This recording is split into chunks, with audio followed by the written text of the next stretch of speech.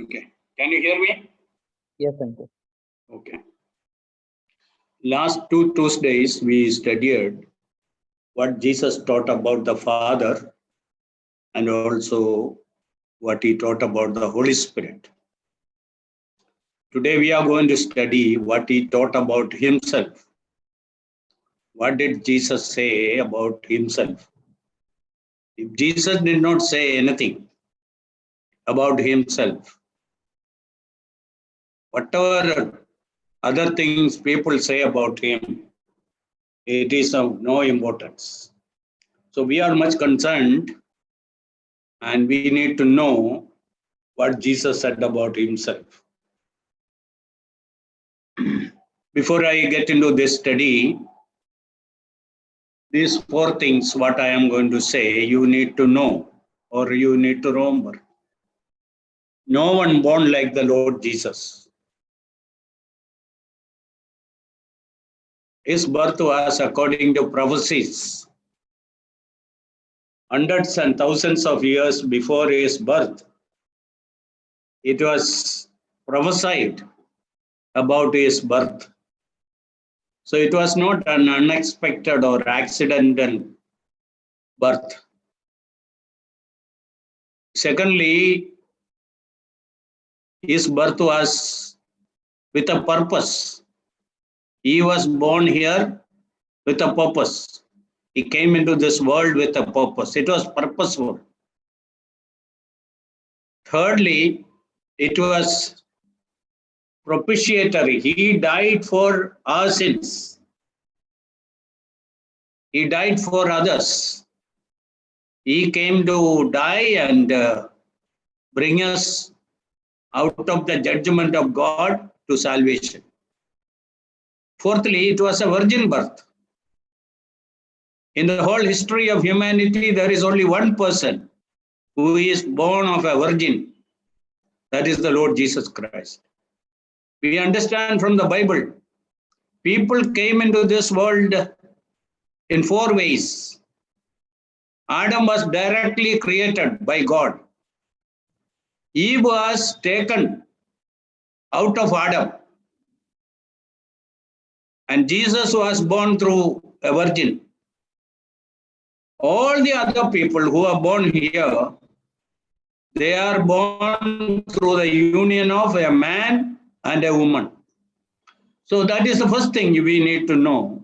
There is no one born like the Lord Jesus. Secondly, there is no one lived like the Lord Jesus. In words, deeds, and thoughts, our Lord was absolutely holy and righteous. Nobody could find any fault in him.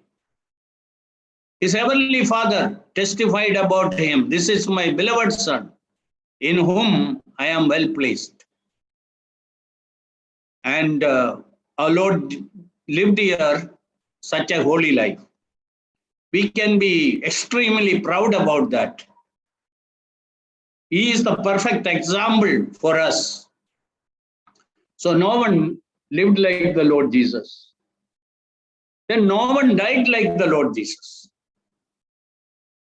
His death was not something unexpected or accidental, or because he was so helpless before his enemies it happened. No, it is not like that.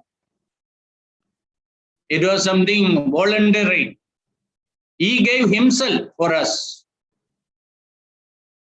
And he died in our stead. So Jesus died for us. But more than that, unlike all the other people in the world, death is not the end of Christ. Praise God, he conquered death. On the third day, he came out of the grave. In the history of humanity, only one person is resurrected like him, conquered death like him, who could say, "Once I was dead, but now I live forevermore." That is our precious Lord. Fourthly, no one spoke like the Lord Jesus. That is what we are going to consider now. In John's Gospel, chapter 7:46, when soldiers were sent to arrest him, they came and listened what Jesus was talking. They went back without arresting him. So there, when the soldiers returned, they said like this, no one spoke like him.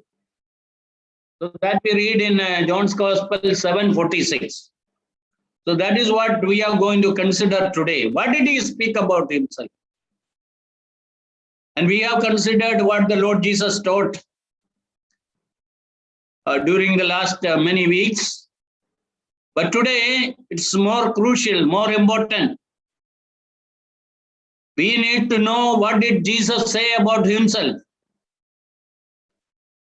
So that we are going to consider briefly today.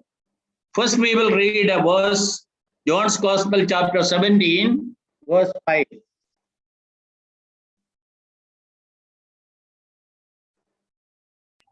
अब हे पिता, तू अपने साथ मेरे का उस महिमा से कर जो जगत की सृष्टि से पहले मेरी तेरे साथ थी. Okay. O Father, glorify me together with yourself, with the glory which I had with you before the world was. Who is speaking here? We can say the carpenter of Nazareth.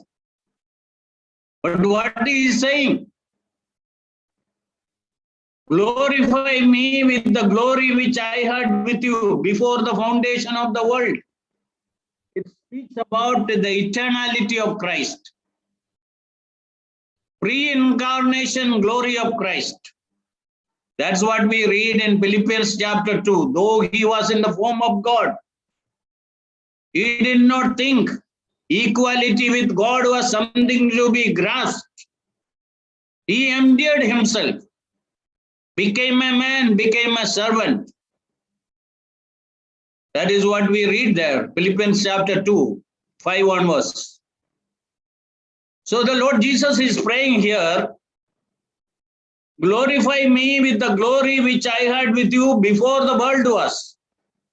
So Jesus' life did not start in Bethlehem. Jesus' life, unlike a human life, it was from eternity. Before the world was, he was there in heaven with the Father. So what did Jesus say about himself?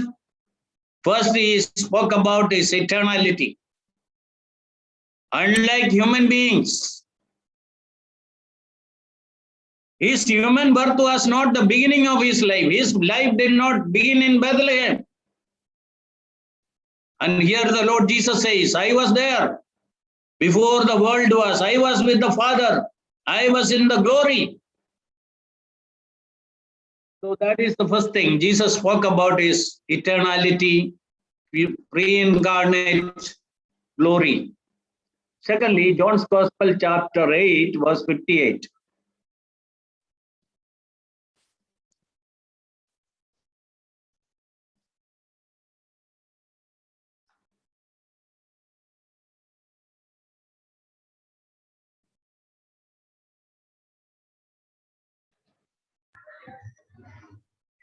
यीशु ने उनसे कहा, मैं तुमसे सच सच कहता हूं कि पहले इसके कि अब्राहम उत्पन्न हुआ, मैं हूं.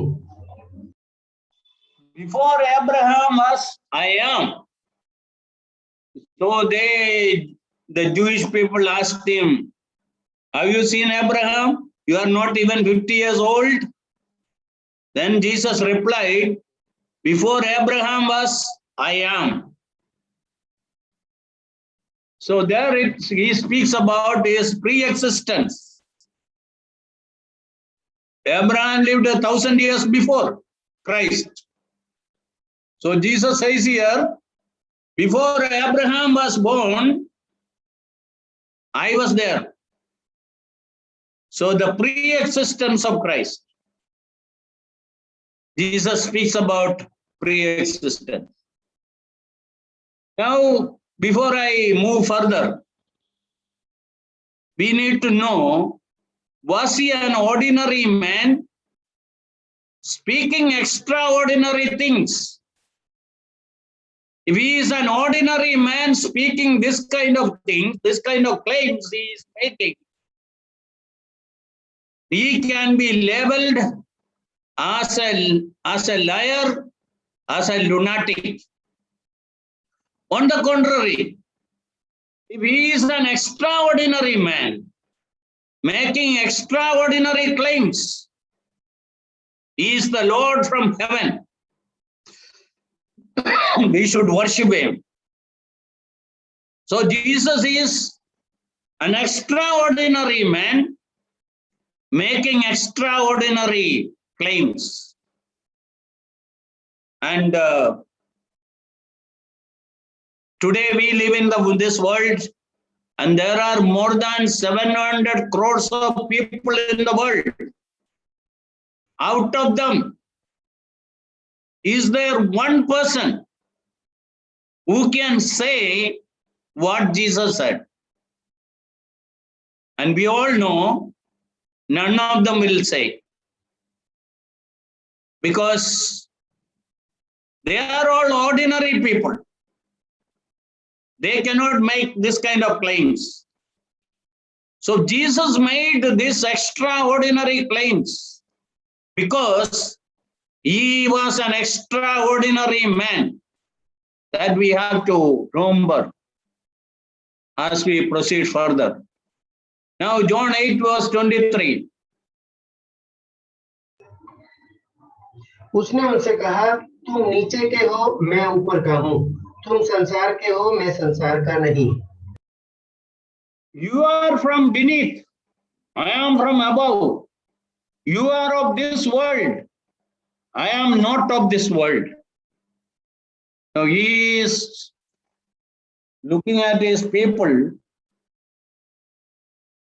and telling them, he didn't say that, we few people are from above. Or he didn't say that I and my disciples are not from beneath. No, he didn't say. What did he say? It's very clear. You are from beneath, I am from above. You are of this world, I am not of this world. Again, who is speaking? The carpenter of Nazareth. Was he only a carpenter? He can never speak what he spoke here. Here is the Lord Jesus was showing how different he is from all other human beings. Nobody can be compared to him. So he said, you are all from beneath. You are of this world. I am not of this world. I am from above. So Jesus was showing he is different from all other human beings. Okay, that is the third thing. Now we see the fourth thing, John 6:38. क्योंकि मैं अपनी इच्छा नहीं वरन अपने भेजने वाले की इच्छा पूरी करने के लिए स्वर्ग से उतरा हूँ. ओके, मैं स्वर्ग से उतरा हूं. मेरा इच्छा नहीं, मेरा पिता का इच्छा पूरा करने के लिए मैं स्वर्ग से उतरा हूं.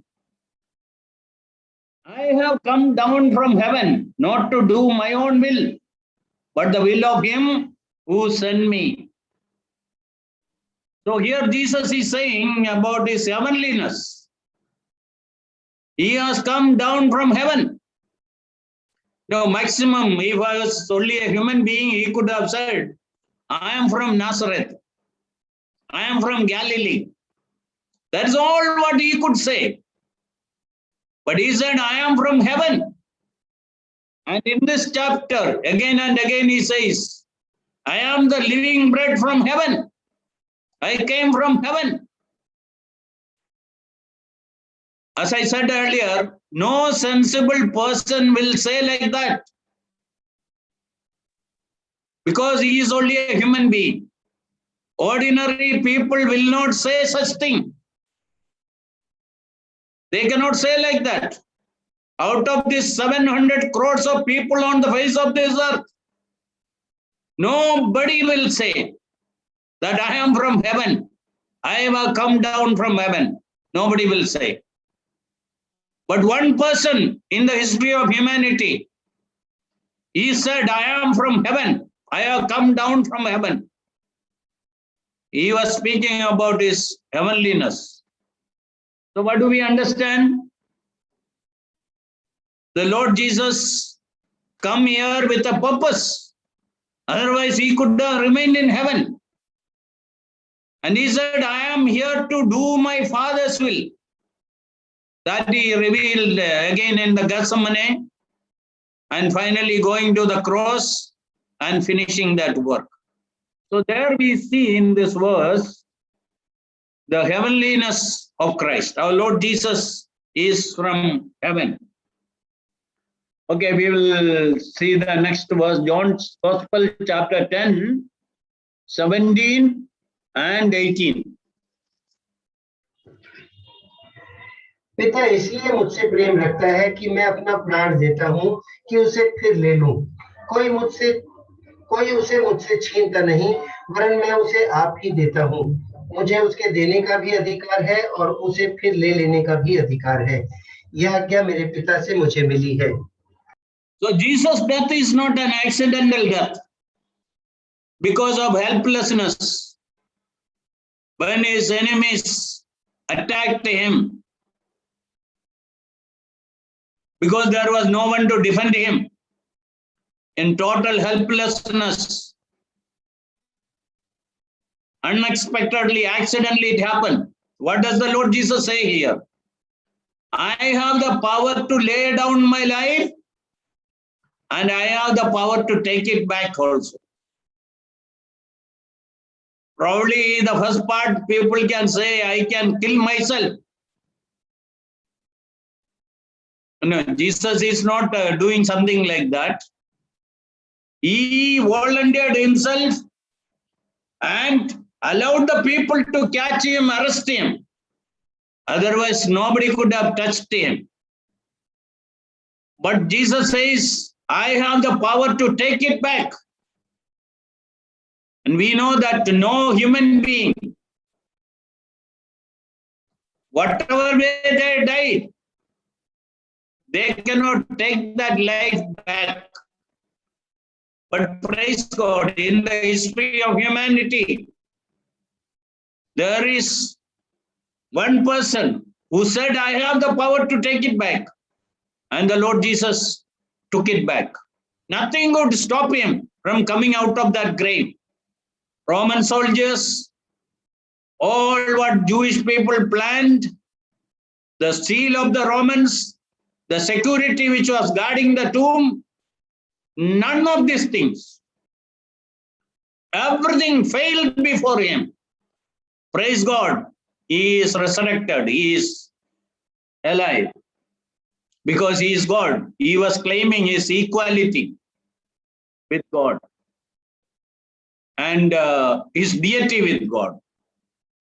He has the power to, he had the power to lay down his life. He had the power to take it back. Okay, we'll read another verse. John's Gospel, chapter 10, verse 30.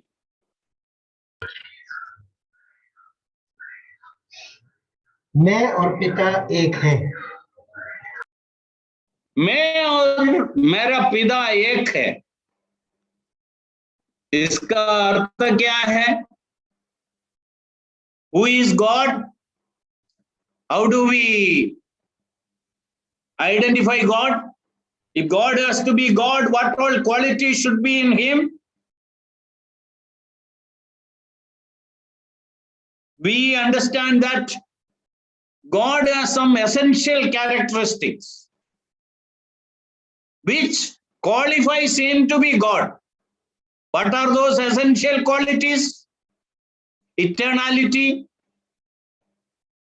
omnipresence, omnipotence, omniscience, and immutable. These 5 qualities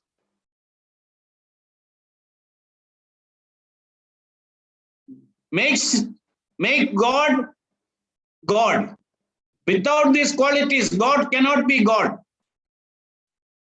If you are able to see these 5 qualities in a person, then you can worship him. He is your God. But we know today what all people worship as God, none of them has these qualities. He should be eternal, no beginning, no end. Secondly, he should be omnipotent. He can do everything. He is omniscient. He knows everything, past, present, and future. Nothing is hidden to him. Then he is omnipresent. He is available to all people, anywhere. And you can relate to him. You can call upon him. You can talk to him because he is omnipresent. Then he is unchangeable, immutable. We all know how people get changed. Age has its own effect on people. Memory loss will be there, sight loss will be there, and deterioration of physical activities. A lot of changes will come in a person's life as the days go by. But our God is not like that. He is unchangeable. He is the same yesterday, today, and forever. So here the Lord Jesus is saying, I and my Father are one. What does it mean? As you see all the divine qualities in the Father, all those divine qualities are in me also. In essence, when it comes to characteristics, qualities, I and my Father are one. So here Jesus is making himself equal with the Father. Now we read in Philippians again, though he was in the form of God, he did not think equality with God was something to be grasped. So he was equal with the Father. He was found here in the human form.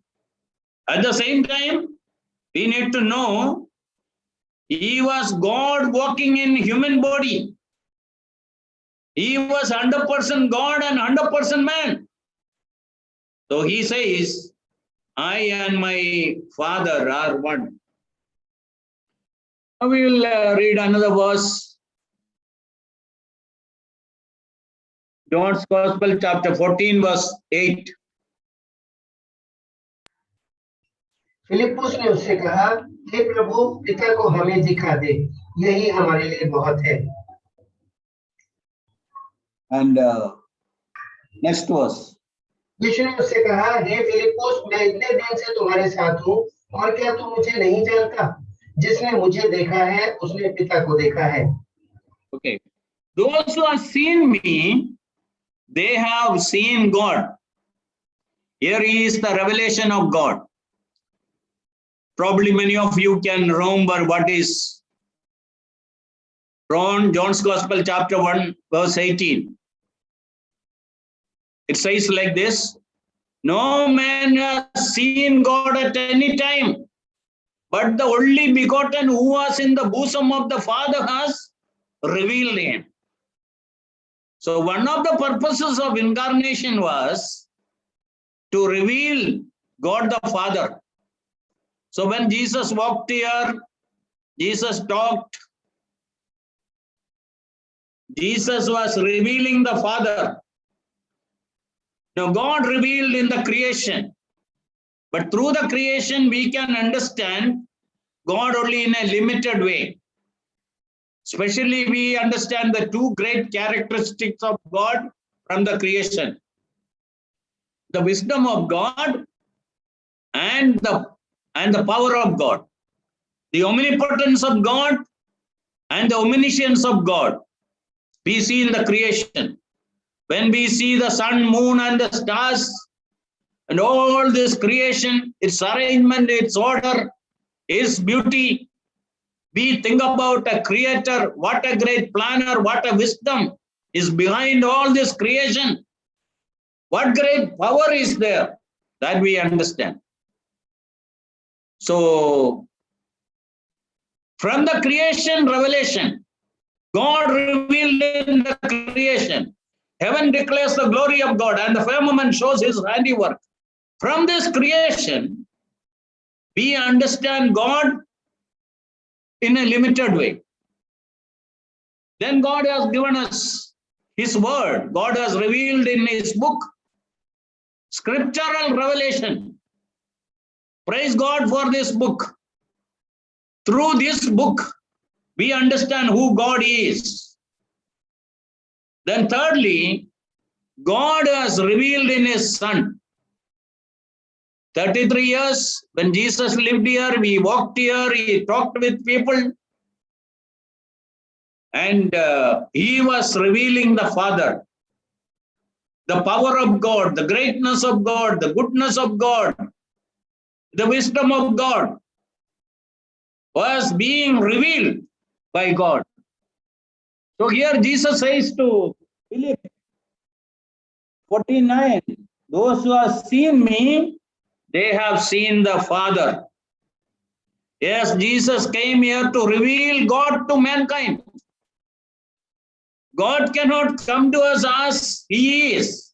So God took human form and came to human being so that closely we can understand who God is. So there he is, the revelation of God.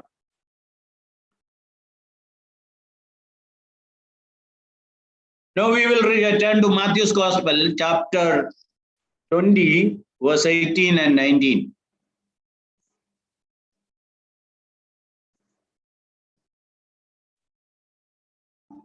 देखो हम यरूशलेम को जाते हैं और मनुष्य का पुत्र प्रधान याजकों और शास्त्रियों के हाथ पकड़वाया जाएगा और वे उसको घात करने योग्य ठहराएंगे और उसको अन्य जातियों के हाथ सौंपेंगे कि वे उसे ठट्ठों में उड़ाएं और कोड़े मारेंगे और क्रूस पर चढ़ाएंगे और वह तीसरे दिन जिलाया जाएगा.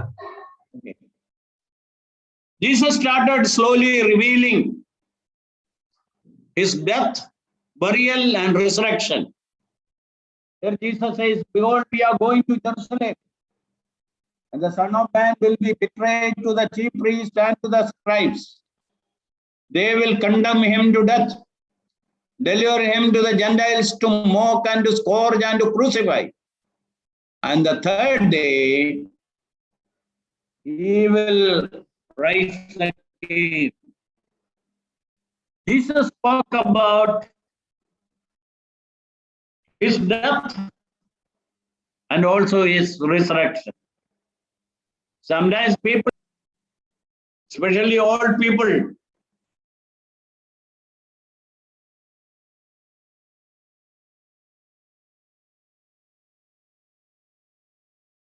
can you hear me? Yes, uncle. Your internet connection is unstable, it is right. I am switching off the video. Okay.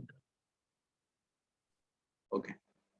So here the Lord Jesus is saying it will happen in Jerusalem.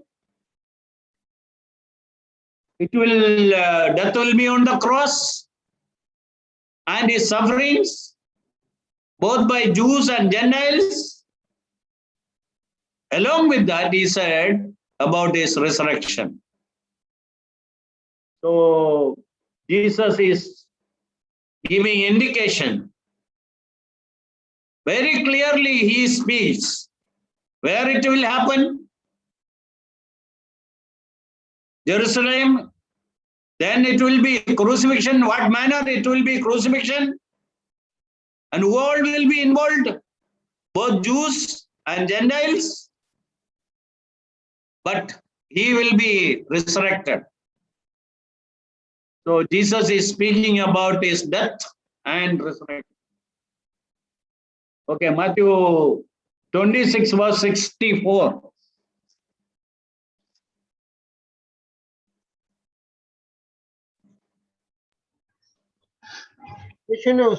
यीशु ने उससे कहा, तूने आप ही कह दिया, वरन मैं तुमसे यह भी कहता हूँ कि अब से तुम मनुष्य के पुत्र को सर्वशक्तिमान के दाहिनी ओर बैठे और आकाश के बादलों पर आते देखोगे. Okay. Here Jesus spoke about his second coming. And this is not the only verse, but we will take only this verse today. Jesus said, one day I will come back. What did he say? Nevertheless I say to you, hereafter you will see the Son of Man sitting in the right hand of the power and coming on the clouds of heaven. Again, people, great men left this world.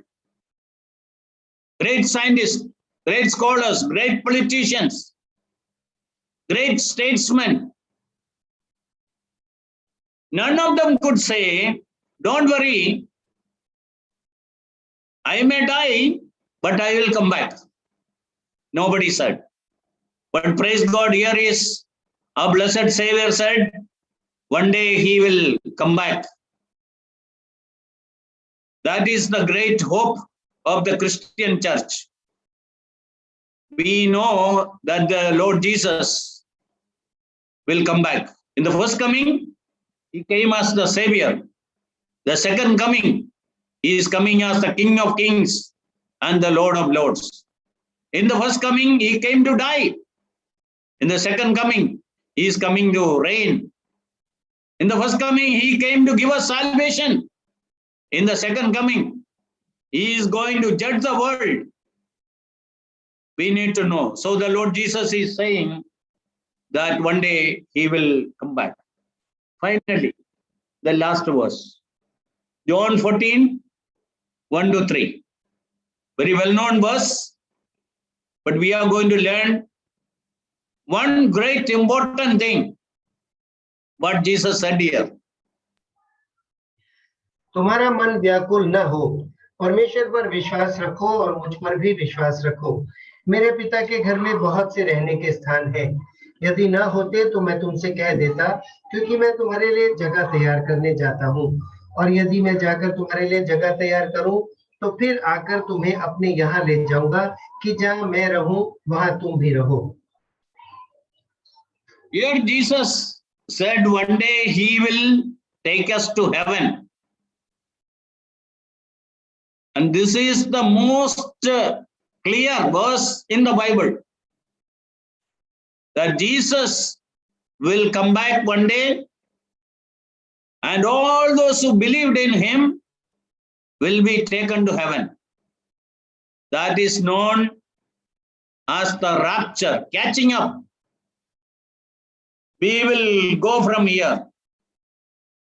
For the last 2000 years, two preparations are going on.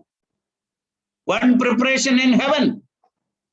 Jesus, our Savior, is preparing heaven for us. Right on here, earth. The Holy Spirit is preparing the people or the church for heaven.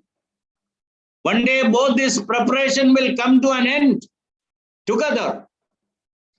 And the prepared people on the earth will go to that prepared place. That is our great hope and anticipation. I often say Christians are happy people. Why? Not because we have big money, big car, big house. None of those things. We are happy because we know where we are going from here. We know that we have to leave everything here and go with empty hands. We need to remind ourselves again and again. We have to leave this world with empty hands. We didn't bring anything here. We cannot take anything from here. But we know where we are going.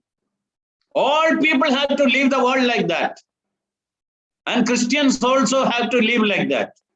But when we leave this world, We are absent from the body and present with the Lord. If the Lord Jesus returned in our lifetime, we are going to be in his presence without seeing death. That will be a great privilege for people who live at that point of time. But Jesus is preparing heaven for us, and Jesus will return and take us to heaven. So Jesus promised that he will go back to heaven with one purpose, that is to prepare heaven for us. Then he promised that he will come back and take us to heaven. Praise the Lord, that we are part of those people who are being prepared. We will very soon meet the Lord Jesus Christ. So after reading these 10 verses, what do we think about Christ? No one spoke like him. He is an extraordinary person, spoke extraordinary things. That Christ alone can speak, nobody else can speak.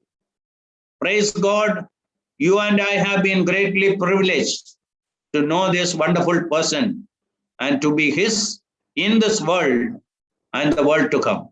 May the Lord bless these words.